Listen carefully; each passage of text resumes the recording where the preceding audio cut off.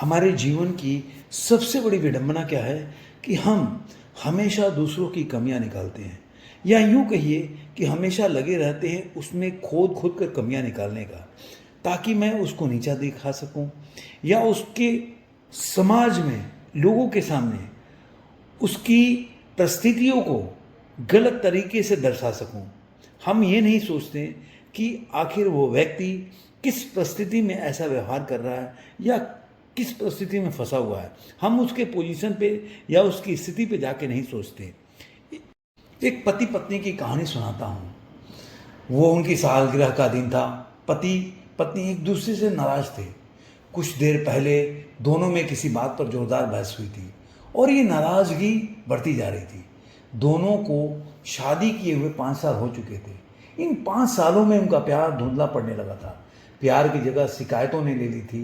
दोनों ये बात अच्छी तरह जानते थे और चाहते थे कि उनके रिश्ते में वो पहले वाली बात आ जाए, लेकिन लाख कोशिशों के बावजूद उनके रिश्ते में खटास बढ़ती गई।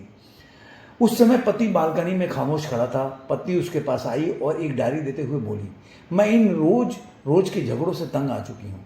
जरूर हम दोनों में कुछ खामियां हैं जिन्हें हमें दूर करना होगा, तभी हमारा रिश्ता बच सकता है। मैं चाहती हूँ कि अगले 1 साल मैं तुम्हारे पास नहीं रहूँगी और जो भी कमियां तुमको मेरे में दिखाई पड़े वो इस डायरी में लिख देना।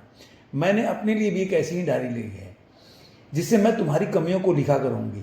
अगले साल अपनी शादी की सालगिरह के दिन हम दोनों एक दूसरे की डायरी पढ़ेंगे। उसमें जो भी कमियां लिखी होगी उस पर चर्चा करेंगे, उसे सुधारने का प्रयास करेंगे।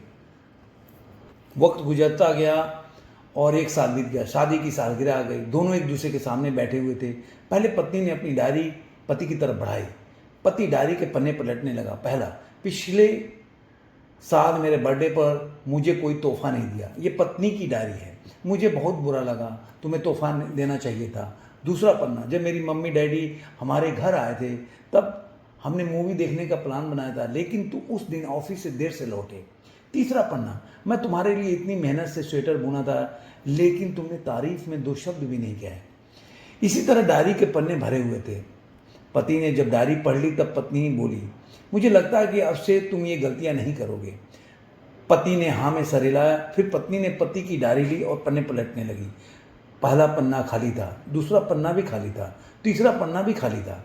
पत्नी ने देखा कि डायरी के सारे पन्ने खाली हैं। वह नाराज होते हुए बोली, तुम मेरी एक बात भी नहीं मान सकते। मैंने साल भर कितनी मेहनत से पूरी डायरी लिखी, तुम एक पन्ना भी नहीं लिख सके। पति ने कहा, आखिरी पन्ना खोलो, उस पर मैंने सब लिख दिया है। पत्नी ने आखिरी पन्ना खोला। उसमें लिखा था, डियर, चाहे तुमसे जितनी शिकायतें करूं, तुमसे जितनी बहस करूं, सच में यह है कि मैं तुम्हारा दिल से आभारी हूं, क्योंकि इतने सालों में तुमने मुझे और मेरे परिवार का बहुत प्यार किया। इसलिए इस डायरी में लिखने के लिए मेरे पास कुछ नहीं था। ऐसा नहीं कि तुम में कोई कमियां नहीं थी, लेकिन तुम्हारे प्यार, समर्पण और त्याग के सामने वो सारी कमियां बौनी हैं। हजारों कमियां हैं मुझ में, इसके बावजूद तुम मेरी परछाई बनकर हरदम मेरे साथ रहती हो। भला अपनी परछाई की भी कोई कमी निकालता है? तुम जो हो, जैसे हो, मैं तुम्हें बहुत प्यार करता हूँ।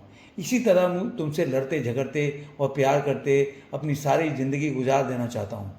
उम्मीद है तुम मुझे और मेरे परिवार को यूं ही प्यार करती रहोगी। ये पढ़कर पत्नी की आंखों में आंसू आ गए।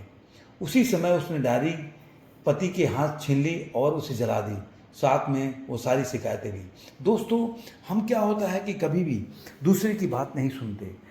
कई बार प्रयास भी नहीं करते कि हमें उसके पोजीशन पे, परिस्थिति पे जाके सोचना चाहिए कि आखिर उसका व्यवहार या उस तरह का जो उसकी सोच है ऐसा क्यों है।